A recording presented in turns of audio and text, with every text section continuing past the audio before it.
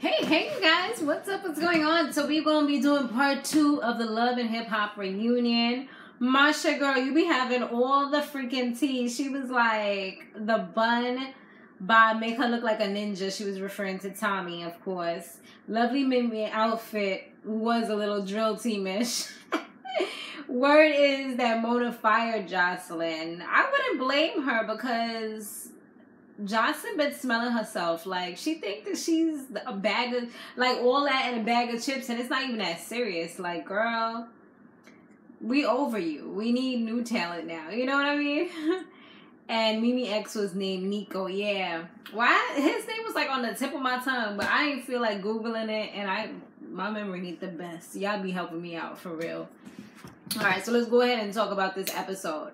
So, is it me or did I miss something here? Because I've been seeing all over the internet the scene where Rashida, she's crying over Kirk, right? But I don't know if I was fast forwarding, and I actually went back, I rewinded, and I still did not see that scene in this second part. And I don't remember it from the first one. So, did they end up cutting it out, or did I miss it? I don't know. Like, I'm pretty sure it wasn't in this one, because I only fast forward through the commercials, and then I even went back at the end of it to kind of see if I had missed it, and I didn't see it. I only saw her, they showed her face a few times, but they didn't show her, like, crying or anything like that. And then last week, we definitely, I don't remember us talking about that or seeing that either, so it's like, what happened? You know what I mean? Did she say she didn't want that to be seen? But I mean, we already seen it. It's like how you put out a teaser and we didn't see it. I mean, I could be wrong. Maybe it was. Y'all will definitely let me know, but I don't know. Anyway, so let's talk about this, right? So Nena Parks, she shows the footage of Joseline outside talking to Stevie J, and she was just, once again, just like doing the absolute most. Just talking about some, oh, I only want to sit next to these people. Like, we not in school. This is not the mean girls table versus, or the popular girls table versus the geeks or something like that. Like, you doing way too much. Like Stevie J said when he came on stage, he's like, this is an ensemble. This is not the freaking Joseline show. And she doesn't seem to get that through her head. And she was all talking about, oh, she about to do movies. Like, when people see your attitude, I mean, unless you totally do a it would be a 180, because if you flip, you know, unless you completely change the way that you are when you're around other people, then no one's going to want to work with you. I mean, and they've seen all this behind footage. I mean, Mona definitely made sure that she kind of got blacklisted, and she kind of put the truth out there. You know what I mean? That's why they showed those behind the scenes things. So I doubt she's going to get to be on the real, because wasn't that the reason why they were saying Tamar had issues? Because Tamar was a diva. She was being mad nasty to people and stuff behind the scenes. So if Tamar was the way she was, they definitely not going to want her, with her being even extra, you know? And she at least I feel like Tamar got some kind of filter, you know, and she not going to go banging off the people and start hitting them and stuff. But this girl, So now, Mimi, she kind of revealed that it's a lot more as to the reason why she will never ever be cool with Joseline ever again. She says that she literally called Child Protective Services and had them come to her house and investigate her house, looking all up in her fridge and her closets, you know, like looking through everything. She's like, nah, we're not cool anymore. That's it. And you know, the funny thing is, something like that happened to me once, and it was with my son's father, Scorpio. Same situation. And I mean, it wasn't the same situation like what they claimed, but you know, it was just like an eye-opening experience. And I really said, like, you know what, like, word up, like, you gonna do something like this? Don't ever speak to me again. And we actually like ended up talking a little bit later, but then he showed his true colors again. Like, I don't know, like, I just fell for it. I fell for the sheep, you know, the wolf in sheep clothing effect. And, you know, it's just to kind of say, like, people can do stuff to you, and sometimes you're not even, like, sometimes you let them back in, but they'll always show their true colors. You know what I mean? And even though this chick was trying to pretend that she was such a better person, at the end of the day, as soon as she dropped She Picked Me, and as soon as she had her baby, we saw that she came back to being the old Joseline, the old diva, just being extra and just doing too much. You know, a lot of people were thinking that she changed because she was a mom, because she was pregnant, but I guess it was just because she was pregnant, she didn't want nobody to beat her up. You know, she didn't want to get her blood pressure too high, but once it was gone, she back to her old nasty self. So yeah, and Stevie said that the same thing happened to him, but he seemed like he was considering like actually getting back with her, unless he was just playing the game, you know, I don't know, but yeah, he seemed like he was pretty much considering possibly them moving on. Maybe if she would have been nicer to his kids, I think that he might have just actually moved forward with her in a possible relationship.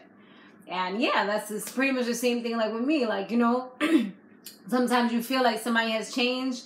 You kind of give them that door, open it up, just let them be cool with you, and you see that they ain't different. They the same person that they was. Evil and vindictive.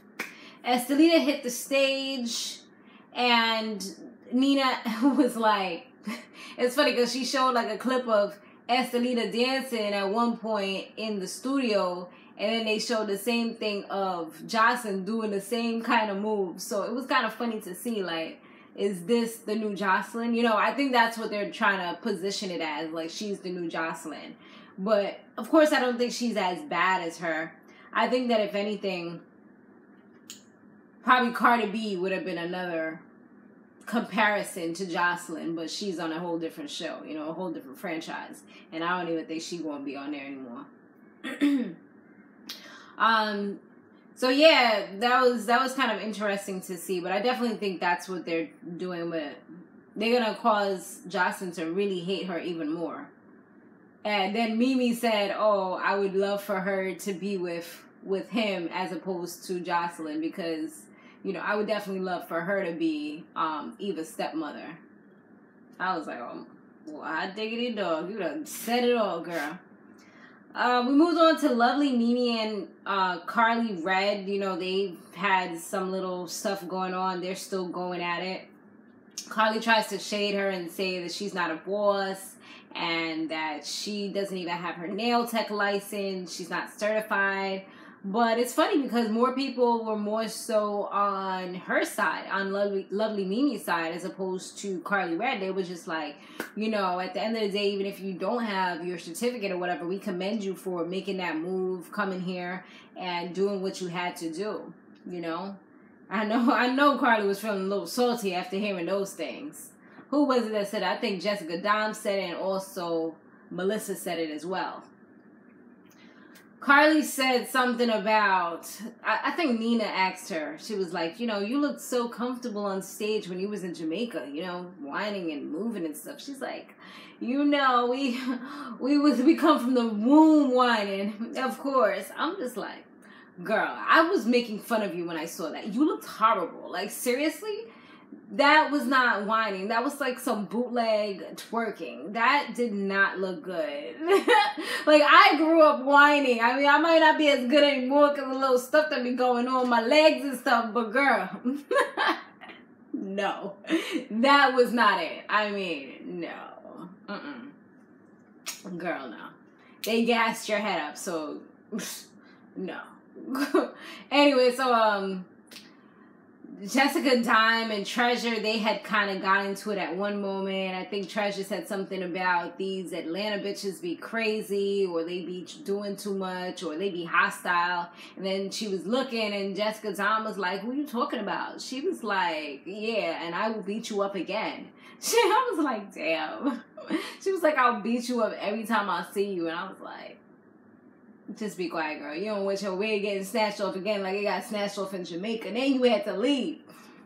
So we find out that Karlie Red and Jock actually had a little coochie doo lila. I don't know what I'm saying. They got it on and popping, okay? They did the damn thing in Jamaica, which I felt was kind of messed up because at that time she was supposed to be talking to Caesar. So of course, you know, Caesar probably looking at her all side-eyed, but I guess at the end of the day she doesn't care because Caesar ended up doing that chick anyway. What's her name? Tommy. from what it sounds like, from what we heard in the last episode or part 1 or whatever. So, I don't know. So, Nena asked Tommy about her situation with her mother, and, you know, once again, it started bringing her to tears, just because that's something that really puts her out there, makes her kind of vulnerable. So, she kind of walked off the stage real quick, and she was like, nah, like, I ain't trying to let them see me on my vulnerable-ish. Like, you know, I ain't really trying to be out there like that, because if somebody say something stupid, it's about to be crazy. She was out there punch them in their face. Like, you know, she's crazy. She was like, she just doesn't want anybody to see her weakness. Eventually, she comes back on stage, and Karen King was, like, remote because she had some kind of surgery.